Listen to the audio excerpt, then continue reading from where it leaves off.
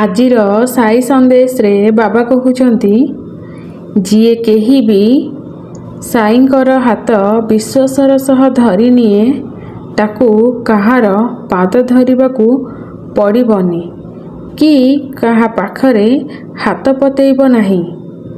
ଯିଏ ଏ ସାଇର ଧ୍ୟାନ ରଖେ, ବାବା ତାଙ୍କ ଭକ୍ତର ଆଉ ତା ପରିବାରର ଧ୍ୟାନ ରଖନ୍ତି। କାଲିର ସକାଳ ତମ ଜୀବନରେ ନୂଆ କିରଣ ନେଇକି ଆସିବ। ସେଥିପାଇଁ ତ ଚିନ୍ତାକୁ ସାଇ ଉପରେ ଛାଡ଼ିଦିଅ। ତତେ କେହି ବି ହରେଇ ପାରିବେ ନାହିଁ, କାହିଁକି ନା ତୁ ହେଉଛୁ ସାଇଙ୍କର ଭକ୍ତ, ସବୁଠାରୁ ସାହସୀ ଛୁଆ। ପ୍ରତି ମୁହୂର୍ତ୍ତରେ ଏ ସାଇ ତୋ ସହ ଅଛି।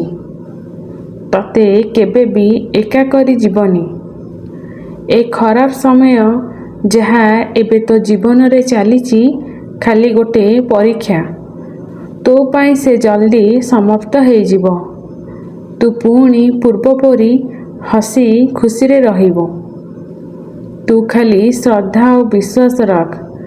ଦେଖିବୁ ତୋର ସବୁ ଦୁଃଖ ଗୋଟେ ପରେ ଗୋଟେ ଚାଲିଯିବ।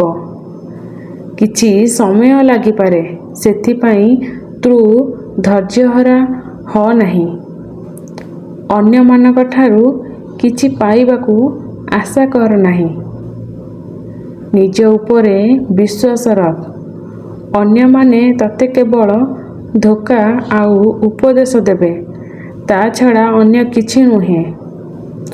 ଅନ୍ୟର ଉପଦେଶକୁ ଶୁଣିବା ଠିକ୍, କିନ୍ତୁ ବ୍ୟବହାର କରିବା ଭୁଲ ଅଟେ।